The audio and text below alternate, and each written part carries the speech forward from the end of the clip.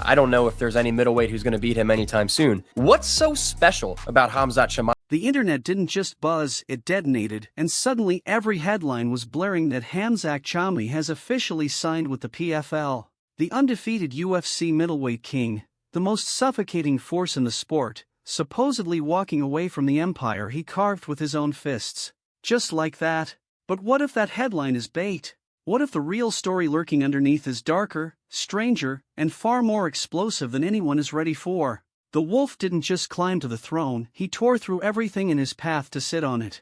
And before we dive into the PFL storm, before we start tracing the quiet conversations and shadowy negotiations between Khamzat Chimaev and every promotion desperate to own a piece of him, we need to rewind all the way back. We need to understand who this man truly is. Because if you don't grasp the full magnitude of what Khamzat Chimaev has done inside that octagon, if you haven't felt the shockwaves of the violence he unleashed on every soul unfortunate enough to stand across from him under those lights, then nothing that happens next will add up. So we reset the clock. Khamzat Chimaev entered the world on May 1, 1994, in a remote village called Vardoskoy, buried deep within the Chin Republic of Russia. And when we say remote, we mean forgotten. No towering arenas. No luxury training centers, just isolation, hardship, and the kind of silence that forges something dangerous. This was a conservative Muslim household grinding through economic struggle in a corner of the world most people couldn't even locate without zooming in twice. Survival wasn't a choice there, it was routine. But even as a child, even at just 5 years old, Khamzat wasn't playing games, he was wrestling, competing, locking onto opponents with a focus that didn't belong to someone his age. There was something unsettling about it, something relentless. While other kids were chasing toys, he was chasing control. That obsession hardened quickly. He would go on to claim a bronze medal at the Russian national championships at the junior level, and if you understand the brutality of Russia's wrestling circuit, the ocean of killers it produces year after year, then you know that a medal there isn't luck. It's a warning. It meant this kid wasn't just talented, he was different.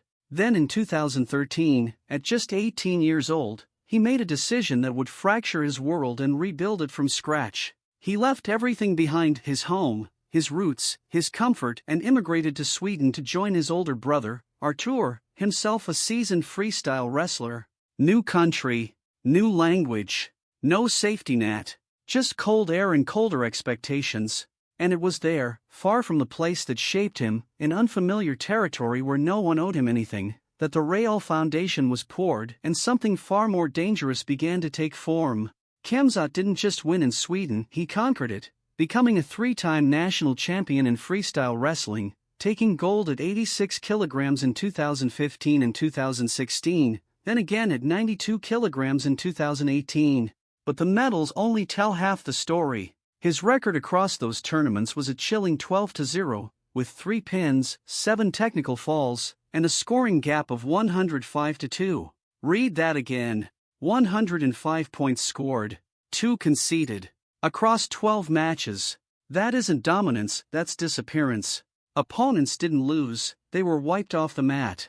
Yet before the spotlight found him, before the gold hung around his neck, he was grinding through ordinary shifts like any other man trying to survive. He worked at a poultry factory in Kalmar, clocking in before sunrise, and pulled security shifts in Stockholm just to keep food on the table and the lights from going dark. There's a scar carved across his lip from a childhood fall onto concrete stairs, a permanent reminder that even breathing has resistance, one nostril still compromised to this day. So when people call Khamzat Chimaev tough, understand this, that steel wasn't forged in a gym. It was forged in hardship. At 23, he shifted into MMA, training at All-Stars Training Center in Stockholm beside Alexander Gustafsson and Ir Latify under Razamadati, sharpening his edge further. He earned a black belt in Brazilian Jiu-Jitsu under Alan Nascimento and built a suffocating, violent-style freestyle takedowns, handcuff rides, leg hooks, ground-and-pound avalanches drawing comparisons to Khabib Nurmagomedov. On the feet, orthodox, patient, carrying real knockout force behind deceptively simple boxing and calculated feints. As an amateur, he stormed to 4-0 between September 2017 and April 2018, every fight finished. He stopped Khalid Lam, future IMAF world champion, then turned pro in May 2018 and tore through the regional scene. 35-second TKO over Sidney Wheeler, first-round uppercut flattening Ikram Aliskerov for knockout of the night.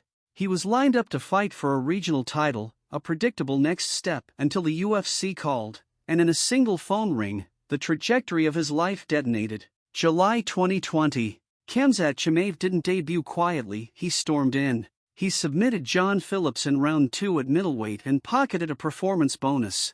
10 days later, he returned at welterweight and ran through Rhea McKee with a first-round TKO, another bonus, and the fastest consecutive wins in UFC history. Before anyone could process it, 2 months later he erased Gerald Meerschaert in 17 seconds. 3 fights, 3 finishes, 3 bonuses, 66 days. The MMA world wasn't ready. Then COVID hit, and it hit brutally. Severe lung complications, multiple hospital stays, 3 cancelled fights with Leon Edwards. In March 2021, Chimaev posted a retirement message, illness draining him to the core. Dana White clarified it wasn't official, and the wolf refused to fade. He returned at UFC 267, submitting Li Jingliang in round 1, another bonus. Then came the war with Gilbert Burns at UFC 273, April 2022, a savage 3-round battle, unanimous decision, fight of the night, proving his chin matched his wrestling. Kevin Holland followed at UFC 279, a first-round Darce choke at catchweight after a 7.5-pound miss that slammed the door on welterweight. Middleweight became permanent. He edged former champion Kamaru Usman by majority decision at UFC 294. Then dismantled Robert Whittaker at UFC 308 with a first-round face crank that dislocated the jaw, another bonus. And finally, the coronation, UFC 319, August 16, 2025, Chicago. Champion Dricus du Plessis across from him. 5 rounds later, history rewritten, 529 strikes, 517 on the ground, 21-40 control. Records shattered, 50-44 on every card. Not just a win, a takeover. It was a Derek Brunson or something, but yeah. When's the last time he fought a guy that's just going to be... And that question, that uncomfortable, lingering question, is the entire point. When was the last time anyone stepped across the cage and faced something like Khamzat Chimaev? Not just a wrestler, not just a striker, not just pressure, but that suffocating, inevitable avalanche that starts the second the door locks and doesn't stop until the final horn or the referee drags him off. When was the last time anyone prepared for a man who doesn't simply adjust to you, but erases what you do best and forces you to survive in his world instead? For most of the men who've shared that octagon with him, the honest answer is chillingly simple: never. He gets on top of somebody, man. You definitely don't see guys getting them off of you. After the fight, Chimaev flew back to the UAE and was greeted like a conquering king. Streets flooded, cameras flashing, chants echoing through the night in the country where he secured citizenship in January 2025, the nation he now calls home. He became the first Chechen-born UFC champion and the first fighter to represent the UAE at the absolute summit of the promotion. His record stood at 15-0. Perfect. Untouched. 6 performance of the night bonuses. 1 fight of the night. Honors that included 2020 newcomer and prospect of the year. On his march to gold, he dismantled 3 former UFC champions, an achievement reserved for only a rare few in history. So now you see the scale of it. This wasn't some average contender whose name briefly trended online. This was a generational force sitting on top of the MMA world. And it was exactly that dominance, that aura, that made the next twist feel seismic when whispers began linking him to the PFL. The connection nobody anticipated. Because while Khamzat Chimaev was tearing through every challenger the UFC lined up, something quiet was unfolding behind closed doors. Something involving the Professional Fighters League, the sport's second-largest powerhouse. And it traces back to a training camp in Dubai. Chimaev has been based in the UAE since 2023. He lives there, trains there, prepares for war there, and Dubai, almost silently, has transformed into one of the most critical fight hubs in global mixed martial arts. Elite fighters from every major promotion on the planet now funnel into the Middle East for one reason: evolution. The facilities are world-class, the climate allows year-round preparation, and the rooms are packed with killers.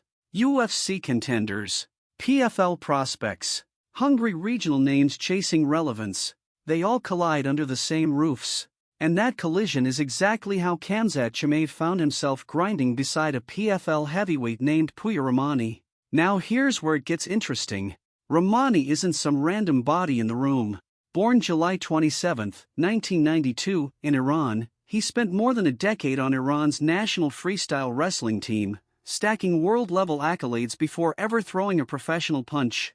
Around 2021, he relocated to Dubai, joined Team Nogueira Dubai, and made the leap to MMA at 31, late by most standards, but armed with elite grappling and frightening strength. His record, 6-0. All finishes, 4 submissions, 2 TKOs. Walking around at 255 pounds with a 79-inch reach, he looked every bit the future PFL heavyweight star when the promotion signed him in mid-2025. His swagger drew comparisons to a blend of Conor McGregor and Chimaev himself. And that wasn't just hype. Rahmani and Chimaev weren't acquaintances, they were forged in camp. In an interview with Low Kick MMA, Rahmani revealed they shared preparation for 2 UFC bouts, likely UFC 308 against Whitaker and UFC 319 versus du Plessis. Nearly 3 months of daily warfare, 3 sessions a day, wrestling scrambles, cage suffocation drills, full MMA sparring without mercy. Rahmani called Chimaev the best partner he'd ever had. Now pause.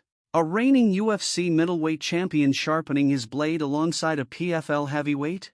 That's not casual, that's layered. And when relationships like that form behind closed doors, questions don't just appear, they multiply. Not for this fight. It's been a long time I didn't see him. But he's very... Now, pause for a moment and let that sink in.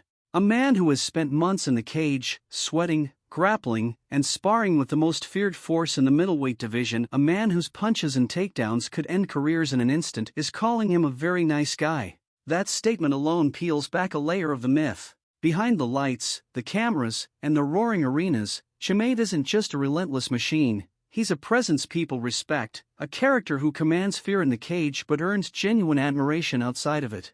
It tells you that the wolf's ferocity isn't a mask, it's a discipline, and the man beneath it is far more nuanced than anyone might assume from his highlight reels. When you look at him at the social media, he looks, a little bit, Scary. close, He does them. Scary. And that's the version most people consume. The curated storm on social media, the spectacle at press conferences, the man who yells, who flips tables, whose mere presence makes seasoned fighters stiffen and sweat. The image that spreads like wildfire, designed to intimidate, to shock, to make grown men glance nervously over their shoulders. That's the Chimaev everyone thinks they know, the chaos, the roar, the impossible aura. But it's only a fraction of the truth, a performance built on top of something far deeper, far more calculated, and far more dangerous.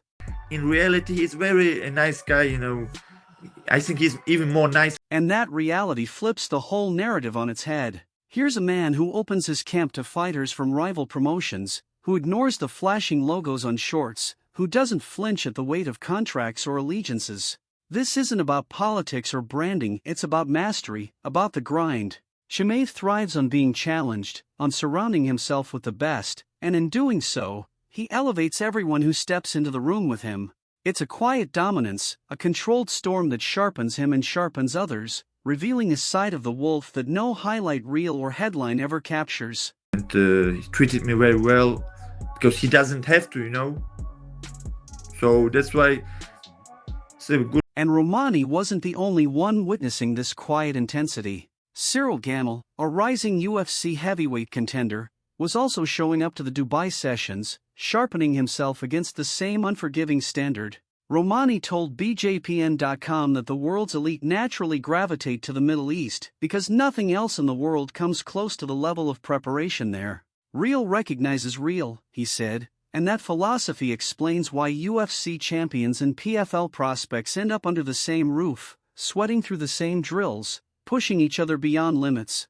Meanwhile, the PFL was quietly making seismic moves on the recruitment front, pulling fighters straight from the regions and camps that Chimaev was intertwined with. AMU Magadov, a 90-0 phenom trained in Khabib Nurmagomedov's camp, signed with the league in December 2025 and debuted in February 2026 with a 37-second TKO over Colton England, Khabib himself ringside, hailing the kid as a future star. Usman Nurma retained his PFL lightweight title on the same card. Rinat Khabilov, another unbeaten Dagestani bantamweight, joined the fray. 7 fighters from Khabib's Abdulmanap school appeared at the Dubai event alone, a clear statement. PFL was heavily investing in the Dagestani talent pipeline. And then came the signing that shook the internet. Mid-2025, PFL announces a fighter named Khamzat Chimaev, a Belgian welterweight, undefeated, wrestling heavy style, and crucially nicknamed Borz the Wolf, identical to Chimaev's moniker. Social media erupted. Comments, TikToks, screenshots, confusion everywhere. Lines blurred between two completely separate fighters, and the internet collectively lost its mind. But beneath the chaos of signings and mistaken identities, there was an even deeper layer: the whispers from inside the PFL itself about Chimaev. Johnny Evelyn, a rising PFL middleweight, openly teased a move to the UFC as his contract neared its end, saying he wanted a shot at the Chimaevs. Even PFL's lightweight king, Usman Nurmagomedov, spoke publicly about possibly crossing over once his deal expired. The traffic between the two promotions wasn't one way, it was a steady flow, fighters shifting back and forth. And in 2025, D'Elia, a former PFL heavyweight champion, made the reverse jump to the UFC, proving the walls between organizations were porous, fragile, and easily crossed. Layer all of this together: the grueling Dubai training sessions, PFL's aggressive Dagestani recruitment campaign, the Khamzat Chimaev name confusion, PFL fighters openly calling out Chimaev, and the constant shuffle of fighters between promotions. Suddenly, the chatter about Chimaev moving to the PFL wasn't idle speculation, it was a storm gathering momentum. The threads connecting him to the promotion were real. The ecosystem that could facilitate such a move was real. The only remaining question, the one that had the MMA world leaning forward, was whether the biggest wolf in the game, the untouchable, record-shattering Chimaev, was about to abandon his den and step into a new one. Oh, simplicity. And he know what he wants. He does over and over the same thing, you know. Simplicity. That's the core of Khamzat Chimaev, not just in the cage, where every strike, takedown, and choke is executed with ruthless clarity, but in the choices he makes outside of it. His decisions, his moves, his strategy, both in fight and in life, are stripped of unnecessary complexity. He doesn't overthink, he doesn't complicate, he identifies the path, locks in, and executes with precision. That same straightforward, disciplined approach that makes him unstoppable inside the octagon guides everything else he does, including the high-stakes business maneuvers that now have the MMA world holding its breath. That's what he's doing, you know. That's why he's not surprised to see his domination, you know. He's working real hard. Working harder than anyone, staying untouchable, and making every choice about legacy rather than noise. That's Khamzat Chimaev in a nutshell. And that brings us to the Wolf's current territory, where he stands today, and the path of his next hunt. Let's cut through the chatter and stick to facts: Chimaev's contract, his health, his 2026 plans, and where the sharpest minds in MMA expect him when the dust settles. First, the contract. In October 2023, just before facing Kamaru Usman at UFC 294, Chimaev signed a long-term extension with the UFC, reportedly over $20 million for 7 fights, ranking among the highest payouts for a fighter of his experience at that time. Now, as 2026 begins, he's negotiating again, leveraging his championship reign and PPV drawing power for an even bigger payday. Chimaev knows his value and doesn't hide it. He's openly called himself one of the top PPV generators in the promotion, and the numbers back it up. Every time his name hits a poster, the audience responds. But the looming question for 2026 isn't which promotion he'll fight for, it's when he'll fight at all. In November 2025, Chimaev underwent foot surgery, sidelining him indefinitely. He stated his return would come after Ramadan, which runs from February 17 to March 18, 2026. That puts the earliest realistic comeback around April, maybe May. The delay has stirred frustration in the division. Sean Strickland has criticized him for stalling middleweight progress, while Nazardin Imave and Rainier de Ridder are clamoring for a title shot. Chimaev, however, flips the narrative, insisting that nobody actually wants to face him, painting the picture of a division full of talk but empty of courage when the wolf prowls. This pattern of limited activity has defined Chimaev's career. 1 fight in 2023, 1 in 2024, 1 in 2025. Health setbacks, weight challenges, religious observances, and now surgery have all forced long gaps that leave fans desperate for more. Yet, every single time he steps into the octagon, he reminds the world why he's the most dangerous man alive in MMA. So what does he want next? Chimaev has been clear: one more defense at 185 pounds before moving up to light heavyweight. One last middleweight fight to solidify his crown, then the hunt for the biggest name at 205, Alex Pereira. Picture it, Khamzat Chimaev, the grappling juggernaut, facing Pereira, one of the deadliest strikers ever. Chimaev has even proposed this as a UFC White House event, signaling just how monumental he sees the clash, a legacy-defining fight that could make him a two-division champion, enshrining him alongside the sport's immortals. The move up makes sense physically, too. Kamaru Usman has speculated Chimaev has outgrown middleweight, walking around 220 to 225 pounds, far heavier than the 185 limit. His history, including the infamous 7.5-pound miss in 2022 that ended his welterweight career, shows his body is already rebelling against extreme cuts. At 205, he'd compete closer to his natural size, and Joe Rogan has noted his wrestling could dominate even bigger men unprepared for his grappling. Experts agree, Chimaev stays on top. MMA fighting staff selected him 5 of 7 times to finish 2026 as champion, Yahoo Sports 6 of 7, and ESPN unanimously picked him. Bookmakers even list him at -150 to hold light heavyweight gold by year's end, a real path to becoming a champ. The middleweight challengers are lining up: Nasruddin Omov, riding a 5-fight streak including a win over Israel Adesanya, the February 21st bout winner between Sean Strickland and Anthony Hernandez, and du Plessis lurking for a rematch. Financially, Chimaev reflects his dominance, a net worth around $4 million in 2026, including $2.35 million from the Usman fight, $1.88 million for the title win, plus PPV shares and endorsements with SmileDocs, Venom, and Dragon Energy. A super fight with Pereira could double that payday, $6 million. Chimaev knows exactly where he stands, and he knows exactly what he's worth. Wrestling. So even me, he's inspired me, you know. And that drive doesn't stop at training, it fuels every aspect of his competition. The same relentless, grinding, never-quit mentality that renders him untouchable inside the octagon defines how he builds his legacy outside it. One fight at a time, one finish at a time, one championship at a time. Every move calculated, every decision measured, every moment an investment in immortality. If you followed this far, tap one of the cards on your screen to dive into more stories like this. The Wolf's hunt continues, and we'll be right there to witness the next strike.